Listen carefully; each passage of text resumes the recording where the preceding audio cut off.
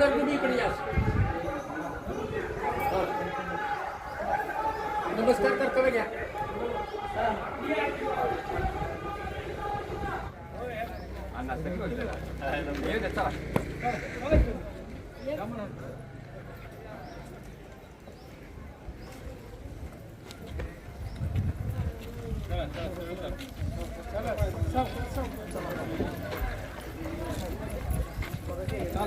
पुढे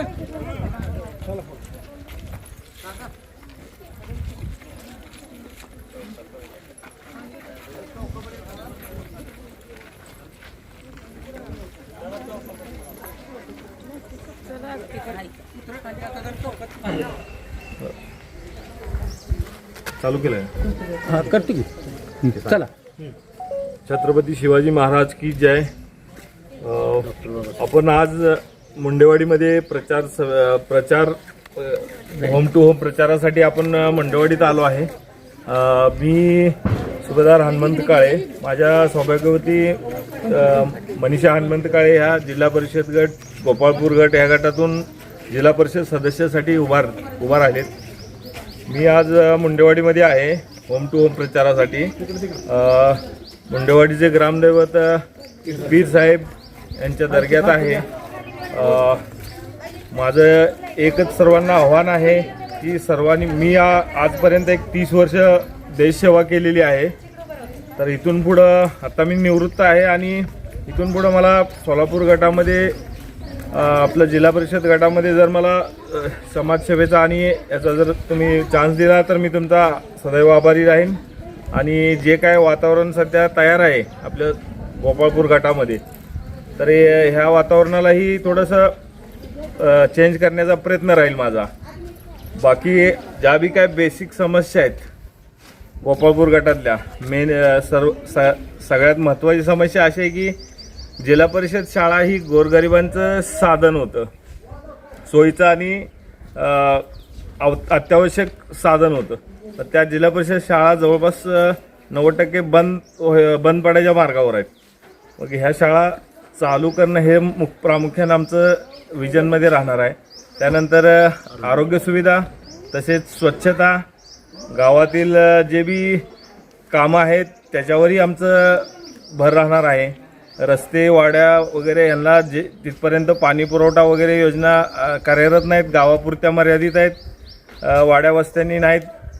आणि दुसरं महत्त्वाचं असं आहे की प्रत्येकाचं व्यवस्थित मूल्यांकन झालं पाहिजे. लोक थोडं संघटित एका ठिकाणी नसल्यामुळं योजना बी प्रॉपर राबवल्या जात नाहीत.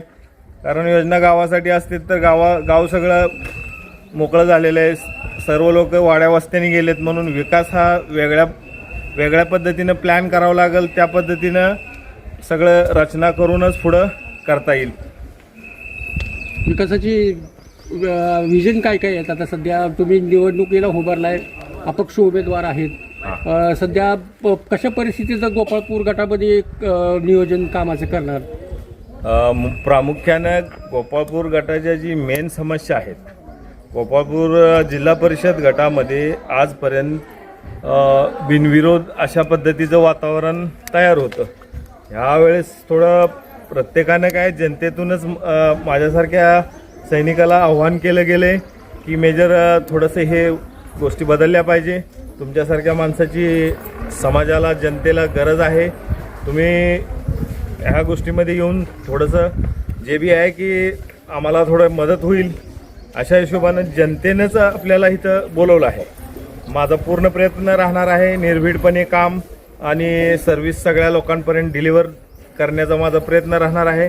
त्याच्याशिवाय जे बी विकास कामं आहेत, नवीन प्लॅन आहेत किंवा जे झालेत का चालू आहेत, ह्या सगळ्यांचा आम्ही व्यवस्थित वॉच घेणार आहे. त्याच्याशिवाय आम्हाला दुसऱ्या कुणाचं काय मूल्यांकन करायची गरज नाही. आम्ही आमची सेवा डिलिव्हर करत राहू व्यवस्थित. विजयाची खात्री निश्चित आहे मला. आम्हाला आता जनतेनंच उभा केले त्यामुळं आम्हाला विजयाची खात्री म्हणजे 100% आम्हाला खात्री आहे. आम्हाला प्रत्येक गावातून पूर्ण गावागावांचा प्रतिसाद आहे. प्रत्येकजण म्हणतोय की बाबा कोणतरी असं मिलिटरीचा माणूस असावा आणि त्यानं पुढं बऱ्यापैकी डिसिप्लिनमध्ये, कारण सध्या सगळ्यात जास्त गरज आपल्या गोपाळपूर गटाला डिसिप्लिनची आहे. वातावरण खूप अस्थिर आहे. लोक भीतीच्या वातावरणाखाली अशा पद्धतीनं वावरत आहेत. त्यांना तर काही गोष्टीचा त्रास आहे. पण आता इथून पुढं आमचा प्रयत्न एकच राहील की प्रॉपर प्रशासनिक सेवा बी अलर्ट राहून कामं केली जावी, लोकांना सुविधा पुरवाव्या. कसल्याही प्रकारच्या अडीअडचणी आहेत लोकांच्या, तर लोकांनी मन मोकळं करून पुढं आलं पाहिजे. त्याच्याशिवाय अजून जे बी काय मूलभूत सुविधाचे प्रश्न आहेत त्याच्यावर बी आमचं लक्ष राहणार आहे. मुख्यत्वे करून महिलांसाठी जे आमच्या सौभाग्यवतींचा सगळ्यात महत्त्वाचा पॉईंट असा होता की जेवढे बी गाव आहेत त्या गावामध्ये महिलांसाठी एक सार्वजनिक स्वच्छतागृहाची अजिबात सोयच नाही. तुम्ही जर मुख्यत्वे करून बाहेरच्या राज्यात गेला, कुठेही जावा, UP वगैरे किंवा दिल्ली ह्या साईडला, तर पुरुषांच्या बरोबर महिलांचं बी स्वच्छतागृह असतं, कारण त्याची खूप इमर्जन्सी असते. तर महिला दुसऱ्या घरी तर जाऊ शकत नाही. सध्या ही एक बेसिक फंडामेंटल नीड आहे लोकांची, ती जर नाही मिळाली तर ह्याच्यापेक्षा अजून काय वाईट अवस्था असू शकत नाही.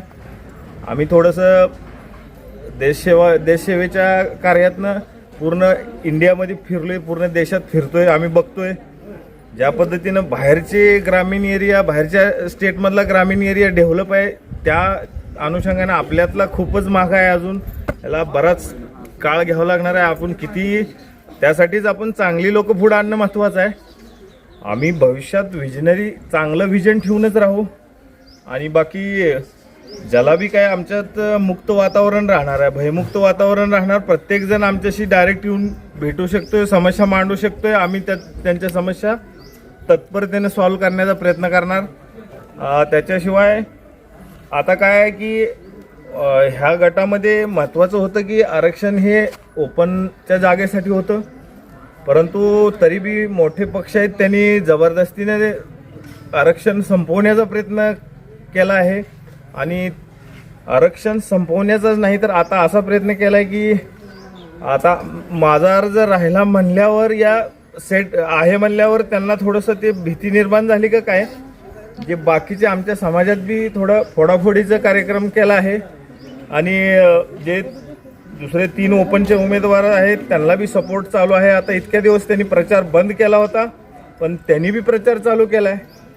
त्यांच्या डोक्यात असं आले की हे जर आपल्या ओपनची जर मत विभागणी झाली तर ऑटोमॅटिकली कॅन्डिडेट जी मोठ्या पक्षानं नेमलाय ते येऊ शकतोय. आमच्या त्यांना शुभेच्छा आहेत जर असं झालं तर. पण सगळ्यात मोठी वाईट गोष्ट ही आहे की जर असं समाजात हे जर लोकांपर्यंत नाही पोचलं तर लोकांकडनं चुका होऊ शकतात. ती जे काय सक्षम कॅन्डिडेट आहे त्याला मत टाकण्याऐवजी मताची विभागणी करू शकतात. माझं सगळ्यांना एकच आव्हान आहे की तुम्ही विचार करा. काम करणाऱ्या खमक्या माणसाला तुमच्या भाषेत जसं तुम्ही डिसिजन घेऊ शकताय त्या पद्धतीने निवडा. जबरदस्ती उगा ज्याला इच्छाच नाही तो माणूस, ज्यांनी प्रचार केला नाही किंवा ज्याचा जबरदस्ती उगा दुसऱ्या कुठल्या तरी इंटरेस्टसाठी तो उभा राहिला आहे मतं खाण्यासाठी किंवा काय XYZ असं, अशा लोकांना मतं टाकून आपलं मत वाया घालवू नका. तुम्हाला विजन पाहिजे, तुम्हाला भयमुक्त सिस्टम पाहिजे, सगळ्या गोष्टी व्यवस्थित पाहिजे. बाकीचे हा जर असा काय विचार असेल तर आम्ही खंबीर आहोत. आम्हाला कधीही तुम्ही अप्रोच करू शकता. या निवडणुकीचा एवढाच उद्देश राहील की लोकांपर्यंत सत्य आणि सगळ्या बाजूनं पोहोचायचं काम राहील आमचं. कुठलंही आमच्या ह्याच्यामध्ये असं मोठं खोटं आणि अशा गोष्टी राहणार नाहीत. जे आहे ते सत्य डिलिव्हर केलं जाईल लोकांपर्यंत. माझं आमच्या मिसेसचं चिन्ह आहे शिट्टी, अनुक्रमांक 4 वर आहे. तर सर्वांनी माझं सगळ्यांना आव्हान आहे की तुम्ही 4 नंबर अनुक्रमांकाला निवडा आणि शिट्टीवर सगळ्यांनी मतदान व्यवस्थित करा. कोणाच्या दबावाला वगैरे कोणाला भीक घालत बसू नका. एवढंच सगळ्यांना आव्हान आहे की तुम्ही तुमच्या मुलाबाळांसाठी आणि येणाऱ्या पिढीसाठी चांगलं भविष्य निर्माण करा. ओपन समाजासाठी पण माझं एकदम क्लिअर आव्हान आहे, आता चुकला तर तुम्ही आयुष्यात चुकला. कारण जिल्हा परिषदमध्ये आपल्याला आरक्षण ही 20 वर्षांनी मिळते. आज चुकला का तुम्ही कायमच चुकला. जर तुम्ही मताची विभागणी केली तर मग परत तुम्ही तुमच्या सगळ्या गोष्टीला परत आहे असं तुम्ही समर्थ राहाल. त्यात माझी जबाबदारी नसणार आहे. जय हिंद, जय महाराष्ट्र.